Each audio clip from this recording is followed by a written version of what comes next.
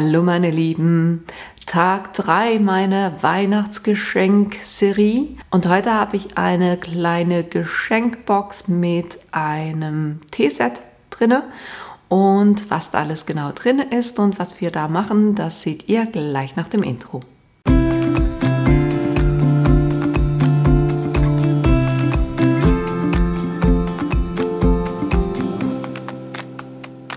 Damit ihr seht, was wir heute machen werden, das ist einerseits eine kleine Box, wo Teebeutel drin Platz haben, eine Tasse aufhübschen und da ist noch so eine kleine Duftkerze drin und ich zeige euch auch im Schnelldurchlauf, wie ihr so eine Box selber machen könnt und hier eben die kleine Box mit den Teebeuteln drin. Die hier ist geplottet.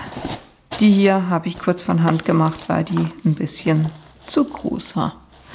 Aber wie ihr sowas machen könnt, das gucken wir uns jetzt an. Was ihr für dieses Projekt braucht, ist eine Tasse, eine kleine Duftkerze, ich habe hier Gingerbread, dann ein paar Teebeutel, da könnt ihr von eurem Lieblingstee nehmen. Ich liebe so diese Yogi-Tee und da habe ich ein paar Beutel von.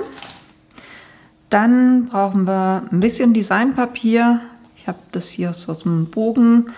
Und dann auch noch Bastelkarton. Das ist ein 200 Gramm Karton. Und da einfach habe ich 2 A4 Seiten. Dann brauchen wir die Standard-Schneidematte. Ein bisschen Transfer-Tape. Dann Vinylfolie. Die habe ich hier aus diesem Set. Dann habe ich noch eine matte Vinylfolie und die brauche ich. Ich werde am Schluss euch auch noch zeigen, wie ihr eine kleine Box machen könnt und die werde ich mit der verzieren. Dann an Tools, natürlich brauchen wir einen Plotter. Ich habe das Fine Point Cutting Blade schon drin und dann habe ich hier auch noch das Scoring Wheel oder das Falzrad. Dann das Entgitterungstool, eine Schere, Rakel, ein bisschen Flüssigkleber, da ist ganz normaler weißer Zementidkleber drin. Ich habe auch immer ein Falzbein auf dem Tisch, wenn ich mit Papier dann bastle. Und dann brauchen wir auch noch den Design Space und da starten wir jetzt auch gleich damit. Auf den Design Space gehe ich hier auf Alle ansehen und wähle da meine Favoriten aus, weil ich habe mir ein paar Sachen schon markiert. Für auf die Tasse will ich das hier haben. Das ist ein Spruch, der eigentlich für ein Kissen gedacht ist, aber eben ihr könnt damit machen, was euch gefällt, ne? Und dann nehme ich Anpassen und dann habe ich hier diesen Schriftzug. Auf der Tasse selber habe ich einen Platz von ca. 6 mal 9 cm, deshalb füge ich hier mal so eine Form ein und hebe hier die Relation auf und sage Breite 9 cm und die Höhe 6 cm. Das ist so der Platz, den ich zur Verfügung habe. Der Schriftzug, das könnte funktionieren oder das sollte funktionieren, sagen wir es mal so. Und wo ich aber nicht ganz sicher bin, ist beim Herz, weil es hier so diese Stitched Lines drin hat und die werden zu filigran sein für diese Größe. Und was ich damit mache, ist, ich sage, ich hebe hier kurz diese Verbindung auf und beim Herz gehe ich hier auf Kontur und jetzt sehe ich diese Stitched Lines. Und genau diese Stitch Lines, die verberge ich. Die sind alle ausgegraut, von dem her sollte das so für mich funktionieren. Kann ich das wieder schließen. Und jetzt seht ihr, sind diese Stitch Lines nicht mehr vorhanden. Jetzt verbinde ich das wieder, alles außer das Quadrat. Ich sage hier verschweißen. Und dann kann ich hier die Größe entsprechend anpassen. wie ich eben Platz auf meiner Tasse habe. So, dann brauche ich den Hintergrund nicht mehr. Und es passt für mich auch, dass alles eine Farbe hat, weil ich werde diesen Unterschied von wegen ein Teil schwarz und ein Teil rot werde ich nicht machen. Bei mir wird das Ganze rosa. Das ist das, was ich mit der rosa Vinylfolie ausschneiden werde. Das ist das Erste. Dann brauchen wir für die Teebeutel noch eine kleine Box. Aber ich würde sagen, wir plotten jetzt zuerst mal das hier aus, dann haben wir das schon mal. Das heißt, ich gehe auf Herstellen und dann auf Weiter. Dann muss ich das Material auswählen, dann nehme ich Vinyl. Und dann sagt er mir, dass ich die Feinschnittklinge laden soll und die Matte einziehen. Das Fine Point Plate habe ich schon drin. Dann kann ich die Matte laden.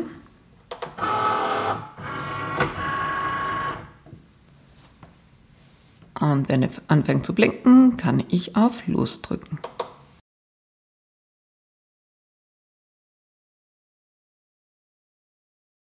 Wenn er fertig ist, sagt er das, dann kann ich die Matte rausnehmen. Und dann können wir hier fertigstellen sagen und uns um das nächste Projekt kümmern. Ich speichere die Sachen jeweils. Und dann kann ich wieder auf die Startseite gehen.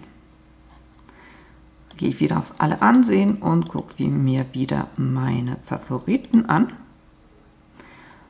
Und da habe ich eine Box. Das ist diese hier. Die Pink Box. Da sage ich anpassen und da werde ich jetzt ein paar Sachen machen. Ich will diese Schleifen oben drauf, die will ich nicht haben, die lösche ich. Dann habe ich 2 Seiten plus einen Deckel.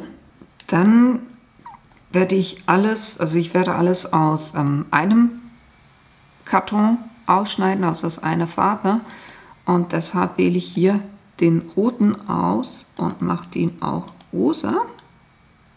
Und somit müssten jetzt eigentlich alle Falzlinien dieselbe Farbe haben und der Karton.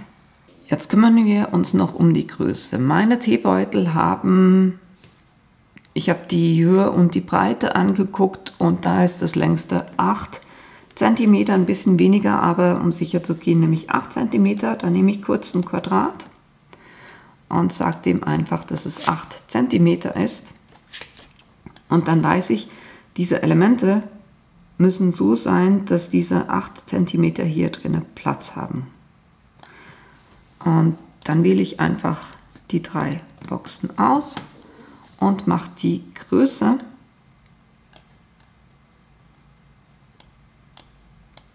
bis hier dieses Quadrat drin Platz hat. So, jetzt sehen wir, das sollte passen. Und dieses Quadrat behalte ich auch gleich und mache das auf 7,5 cm, weil ich will auf diese Boxen drauf eine Mattung machen. Das heißt, mit dem Designpapier Vierecke draufkleben, das heißt es eigentlich. Jetzt weiß ich, dass ich 5 von diesen Elementen brauche, weil ich habe 4 Seiten von dieser Box und einen Deckel oben. Das heißt, ich dupliziere das noch 4-mal, damit ich das eben 5-mal habe. Und das lasse ich in einer anderen Farbe, weil das will ich, dass es separat ausschneidet. Und jetzt können wir auch hier auf Herstellen gehen.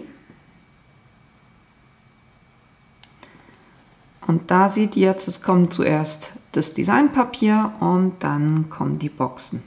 Jetzt gibt er mir die Meldung, mindestens eines Ihrer Bilder ist höher und breiter als 29,2 cm. Und er würde mir vorschlagen, hier die größere Matte zu nehmen. Ich habe tatsächlich von der Cricut oder für die Cricut keine größere Matte. Deshalb sage ich abbrechen. Und nehme bei dem hier einfach eine andere Farbe. Dann können wir gucken, ob es so funktioniert.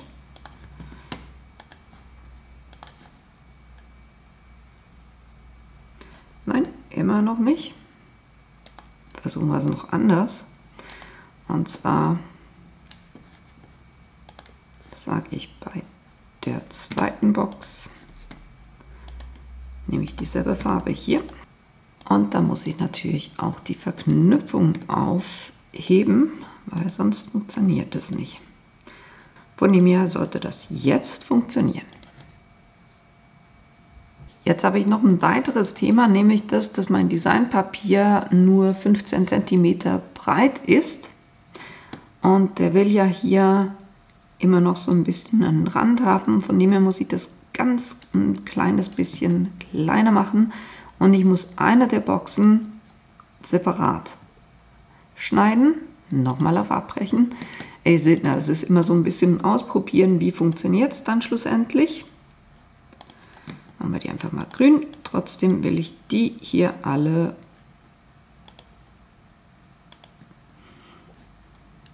mache ich auf 7 cm. So, letzter Versuch. Und jetzt seht ihr, wie ihr das Ganze anordnet und da könnt ihr flexibel das immer noch selber anders platzieren. So, jetzt kann man auf Weiter drücken.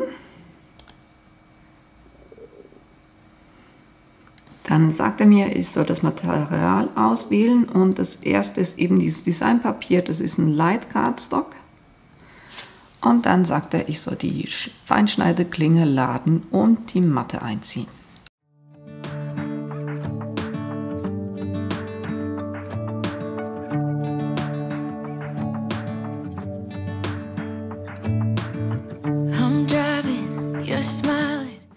Jetzt, um das von der Matte zu lösen, macht es Sinn, wenn ihr das umdreht und nicht das Papier verbiegt, sondern die Matte verbiegt. Weil die Matte ist dehnbar und wenn ihr das mit dem Papier macht, dann fängt es sich an zu wölben. Das ist ein bisschen unschön. So, dann haben wir hier wunderbar unsere alle schön gleichmäßig geschnittenen Vierecke. Dann kommt als nächste der Karton für die Box und da habe ich hier im Moment noch Light Cardstock. Das muss aber ein Medium Cardstock sein, weil das ist ein 220er Gramm Papier. Und da will er zuerst das Falzrad und dann das Papier. Ihr könnt es so machen, dass Sie hier Werkzeuge bearbeiten, da drauf geht und sagt, ihr wollt nur den Ritzstift und nicht das Falzrad. Dann könnt ihr nämlich alles in einem Vorgang machen. Das heißt, ihr nehmt in die Klemme A den Falz oder den Ritzstift und in die Klinge B die Feinschnittklinge. Das heißt, eben hier in die Klinge A oder in die Klappe A den Falzstift. Und im anderen ist das Fine Point Blade immer noch drin. Was ich auch noch machen kann, ich kann den Druck auswählen und hier nehme ich einen mehr, weil es doch ein ziemlich robuster Cardstock ist.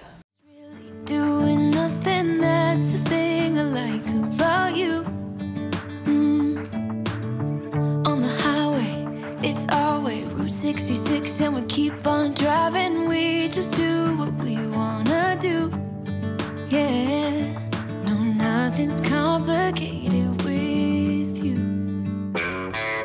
Hey. Dann kommt als nächster der Deckel und da nehme ich jetzt einfach noch ein Reststück, was ich von diesem Karton habe. Da nicht alles auf diesen 2 Stücken Platz hatte.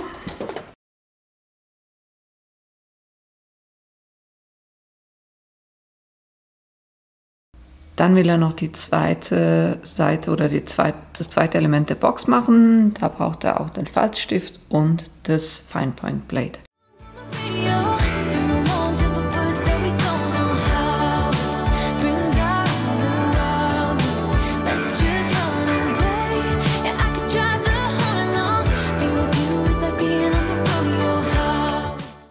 Ich habe vorhin falsch geguckt, das wäre eigentlich die Mattung gewesen und nicht der Deckel. Von dem her muss ich den Schritt dann nochmal wiederholen. Und jetzt will er den Karton für den Deckel.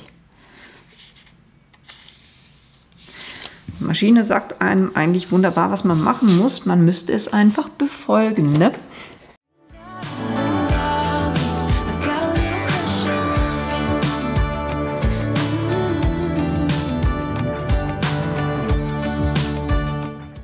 Jetzt ist er eigentlich fertig mit allem. Ich kann fertigstellen sagen, aber da ich beim einen Element, nämlich bei diesem Grün, das falsche Papier genommen habe, blende ich jetzt alles andere kurz aus und plotte das einfach nochmal aus. You say that I'm crazy. It's just the way that I get every time that I am with you.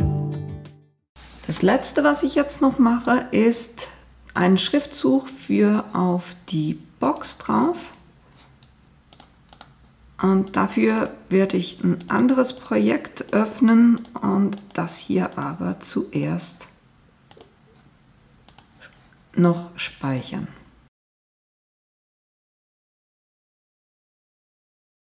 Das heißt, ich gehe hier wieder auf den Arbeitsbereich und auf die Startseite. Und dann habe ich hier ein Projekt, wo ich ein Merry Christmas drin habe. Da gehe ich auf Anpassen. Und da habe ich alles andere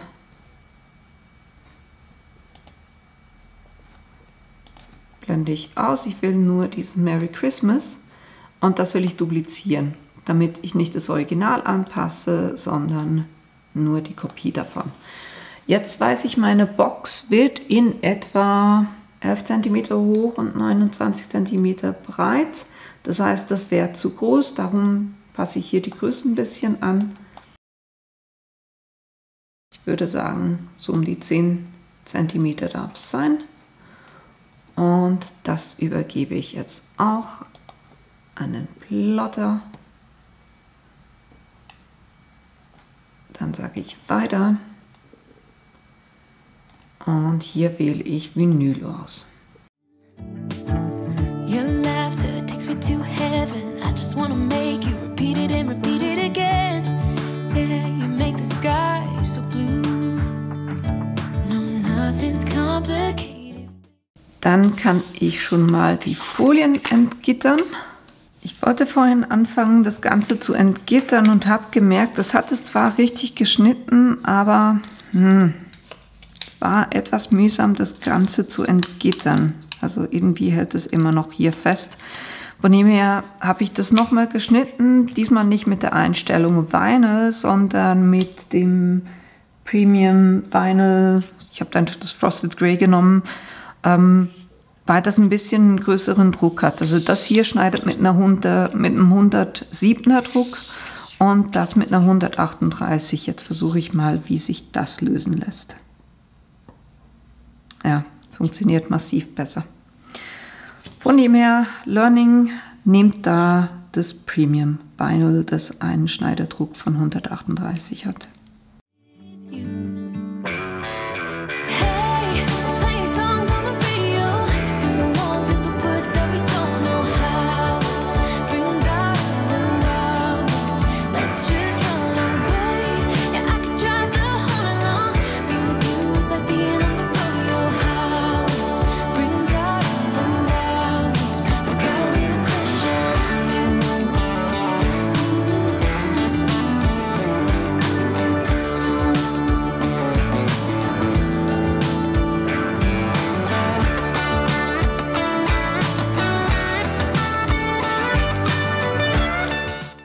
Dann kümmern wir uns noch um die Box und da werde ich ganz einfach die Falzlinien umlegen.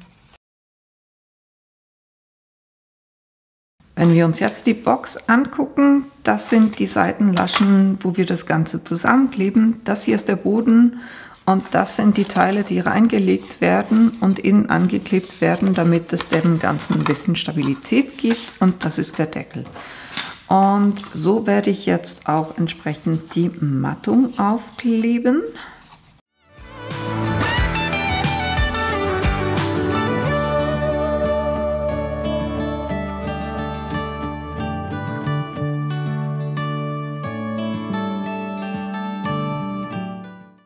Dann können wir hier den Deckel zusammenkleben und das sind einfach diese äußeren Ecken, das sind die Klebelaschen. On the highway, it's our way, Route 66, and we keep on driving. We just do what we wanna do. Hey, playing songs on the radio, sing along to the words that we don't know how. Brings out the wild ones. Let's just run away. Yeah, I could drive the whole. Dann haben wir hier schon mal den Deckel. Und dann müssen wir noch die Boxen festkleben. Und da müsst ihr einfach schauen, dass sie A schön drauf geht und B, dass die Falzlinien, dass ihr da gerade entlang von denen geht.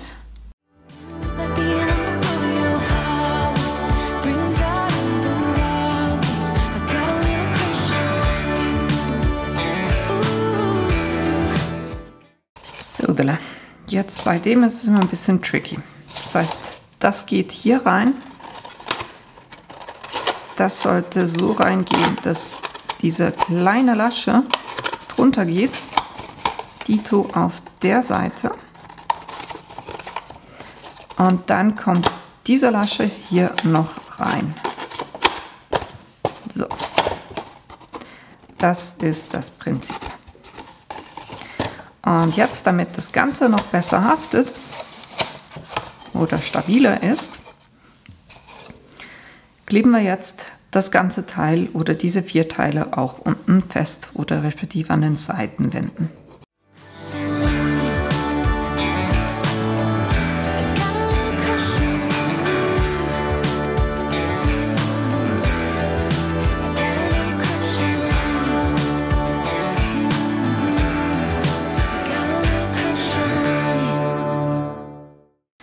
Und so habt ihr jetzt hier wirklich eine super stabile Box. Jetzt gucken wir, ob der Deckel drauf passt. Wunderbar. Hält, rutscht nicht und wir haben wunderbar unsere Box. Und da könnt ihr jetzt wunderbar ganz viele von diesen Tee einfüllen. Und den Deckel drauf. Am besten, ne? Der Tee guckt mich so an und dann gucke ich das Motiv dann auch in meine Richtung guckt. Und so haben wir wunderbar unsere kleine Teebox, die auch schön zur Tasse passt. Als nächstes kümmern wir uns um die Tasse und da mache ich es immer so, dass ich etwas nehme, wo ich den Henkel draufstellen kann, damit das wirklich schön horizontal liegt und ich da einfach arbeiten kann. Da müsst ihr einfach gucken, wie ihr es haben wollt. Habt ihr einen Linkshänder? Wenn euch das Motiv angucken muss, dann müsste es hier sein. Wenn ihr einen Rechtshänder habt, dann hier. Oder ihr wollt, dass das Motiv auf der anderen Seite ist, wenn ich das in der Hand habe. Also da wirklich überlegen, wo ich es haben wollt. Ich bin Rechtshänder, wie viele Leute, sagen wir es mal so. Und deshalb werde ich das, und ich will auch, dass mich das Motiv anguckt, wenn ich das in der Hand halte. Von dem her werde ich das hier aufbringen. Jetzt müssen wir da noch die Übertragungsfolie drauf bringen. Ich mache da immer zuerst nur ein kleines Stück, lege ich frei und dann bringe ich das hier drauf, damit ich weiß, dass das passend oder genug oder gerade ist, sagen wir es mal so. Dann streiche ich das hier fest und ziehe es dann weg und streiche noch den Rest fest. Dann können wir das feststreichen hier und hinten die Abdeckung lösen.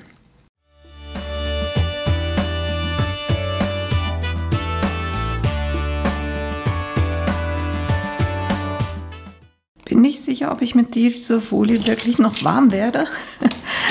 Ich habe das Gefühl, die ich selber bis jetzt verwendet habe, mit der komme ich besser klar.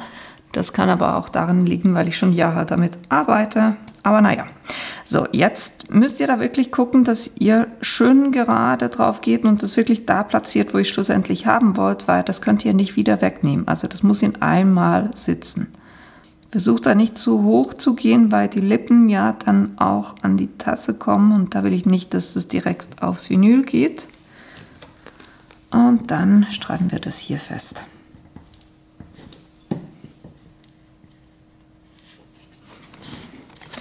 Und jetzt das Ganze wirklich gut feststreichen. Wenn ihr das Gefühl habt, okay, das sitzt, dann könnt ihr die Folie lösen und die schön von der Tasse runterziehen. Aber ne, ihr seht, wie schön filigran man da arbeiten kann. So, jetzt haben wir die Box, die Tasse und die Kerze. Und ihr könnt die jetzt irgendwo in der Box reinlegen, die ihr schon habt. Wenn ihr wissen wollt, wie man so eine Box selber machen kann, dann bleibt dran, weil das werde ich euch kurz zeigen. Um die Box zu berechnen, habe ich einfach geguckt, wie breit muss es sein, damit alles reinpasst und wie hoch muss es sein und wie tief muss es sein. Und dann habe ich das wie folgt gemacht. Ich habe das alles auf dem Blatt aufgezeichnet, das heißt, das hier ist die Fläche, wo die Dinger dann hinkommen. Und dann die Höhe, das heißt, das hier, die muss auf allen Seiten weg von diesem Mittelquadrat, muss die auf allen Seiten gleich hoch sein. Das sind bei mir 10 cm. Und dann habe ich überall noch 2 cm dazu gegeben, um die Lasche da reinzulegen und dem Ganzen ein bisschen mehr Stabilität zu geben. Das heißt, bei mir sind das hier 25 cm, das sind 10 cm, das 2, 10 und 2. Und hier sind es 9 cm, 10, 2, eben die 9, die 10 und die 2. Und so habe ich das alles eingezeichnet und dann mit einem Lineal und dem Falzbein des Gefalts, damit die Kanten wissen, wo sie entlang gehen müssen. Und jetzt brauchen wir hier dran Kleberlaschen, die sind in der Regel 1 cm. Die zeichne ich mir einfach kurz ein.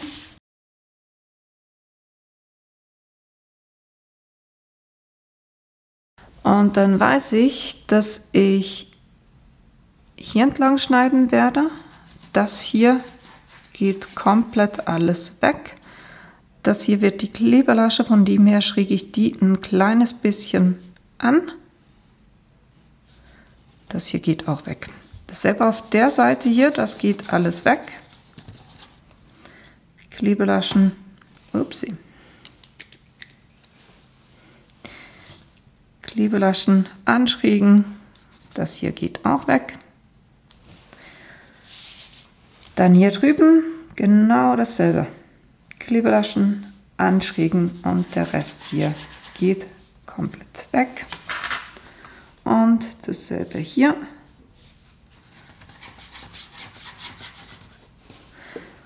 Und mit dem Reinschneiden, das seht ihr jetzt gleich, das zeige ich euch gleich. Das heißt, ich gehe hier entlang der Linie runter, bis ich hier unten in der Ecke angelangt bin. Dann entlang der Klebelasche, dann die eben anschrägen, hier nur bis in die Ecke rein und dann von oben runter. Hier auch runter bis in die Ecke und dann die Klebelasche. Dann hier die Klebelasche auch wieder anschrägen. Dann hier rein bis in die Ecke rein. Ist ein bisschen schwierig, das zu schneiden, weil es ist ein 300 Gramm Papier, aber kriegen wir hin. Und da auch die Klebelasche runter schneiden. Und dasselbe macht ihr jetzt auf der anderen Seite. I'm writing Christmas postcards out by the pool. It's 70 degrees in the shade and the breeze is cool. Was ihr auch noch machen könnt, ist, dass ihr überall, wo ihr diese 2 cm Laschen habt, dass ihr die ganz klein, nur wirklich ganz wenig, einen halben oder einen Millimeter, reinschneidet. Das geht euch dann so ein bisschen besser, die reinzukleben. Und jetzt könnt ihr die ganzen Falzlinien nachziehen. So, und jetzt können wir das Ganze noch festkleben. Und ich rate euch wirklich, wenn ihr so eine Box macht, dass ihr da wirklich ein 300 Gramm Papier nehmt, weil das hält sonst nicht. Das ist nicht stabil genug.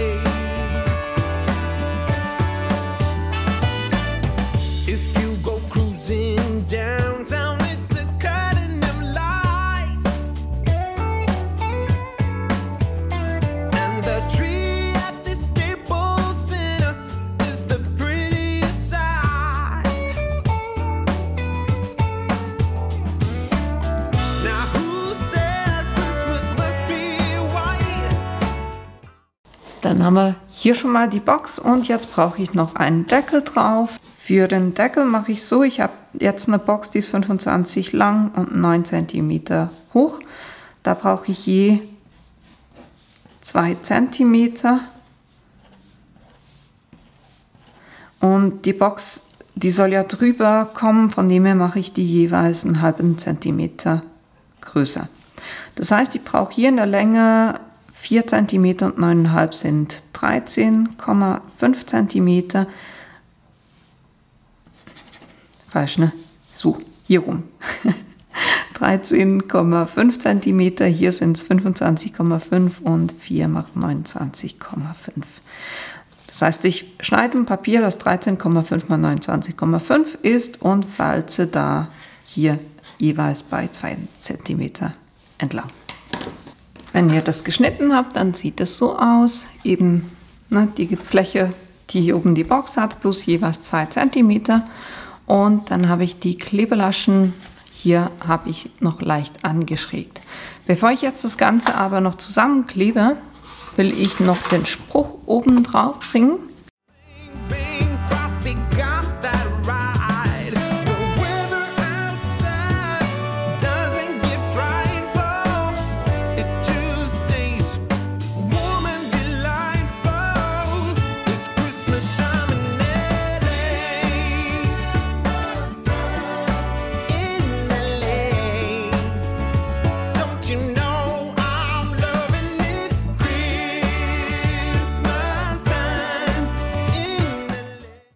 Und jetzt können wir den Deckel noch zusammenkleben.